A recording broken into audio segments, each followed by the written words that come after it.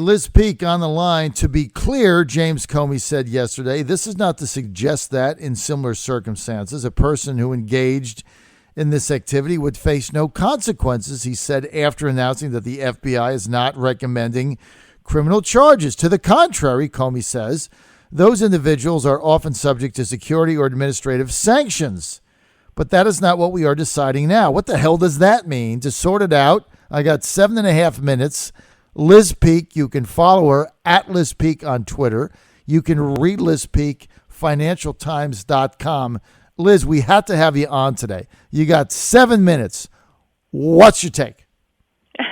Well, I think it's very dispiriting that once again Hillary Clinton gets away with whatever. This is certainly not the first time she's been investigated for lying to the American people. Travelgate, if you remember, was an instance where she was caught telling lies on her claims that she'd fired these people. Anyway, long history, lots of lies, and this one is probably the biggest whopper of all.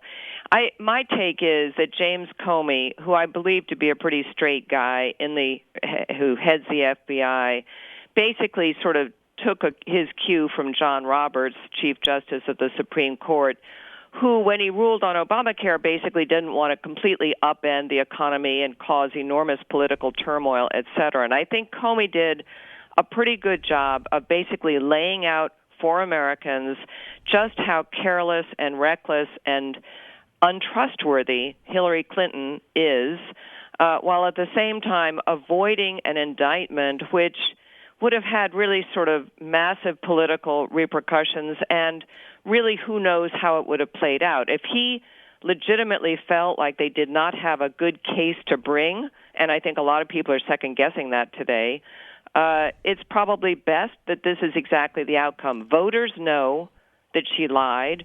Voters know that she did not take her responsibility as Secretary of State seriously.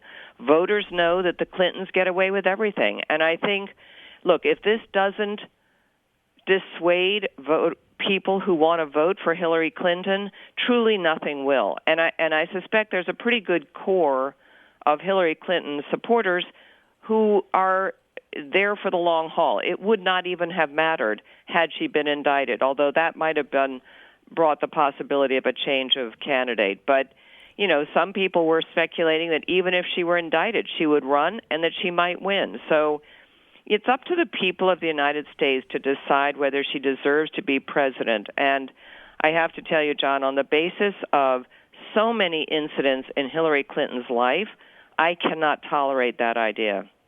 Well, I think this latest round, especially it took them about a day, but both the Republican National Committee and the Trump campaign and now some journalists are basically juxtaposing together Clinton's comments on this scandal and then what Comey said. And I mean, the lies are just mind-boggling. I was saying earlier that you go back to the first press conference she had on this, which was at the United Nations, and she had it there for a reason, because only certain reporters have access to get in there. They have to have a security clearance. It's just not like anybody can walk in or get credentials, and they were mainly friendly to her. And you take what she said at that press conference, and then you juxtapose it against what Comey said yesterday, and the lies that she told just right into the camera are unbelievable.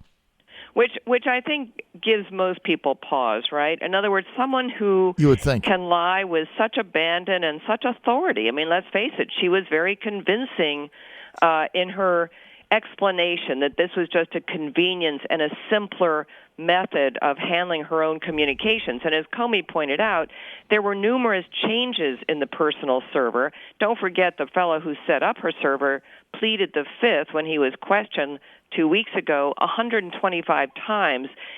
So why did he do that? Because clearly there was a motivation here to hide her records, to make it impossible for FOIA requests, the Freedom of Information requests, to really track down things that she did not want revealed.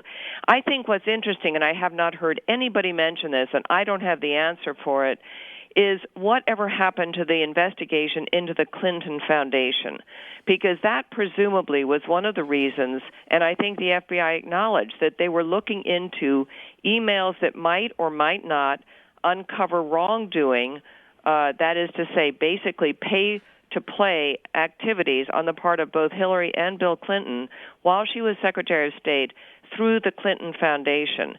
And as you know, there's a book that's been written about that. There's a great deal of information out there that does seem to support the idea that the Clintons put her access in play as a way to enrich the foundation and themselves. And there are numerous instances where she interceded on behalf of a company, sometimes a company that is part of a foreign hostile government like Russia, and all of a sudden that entity would be pouring millions of dollars into the Clinton Foundation or into Bill Clinton's pockets and through speaking fees.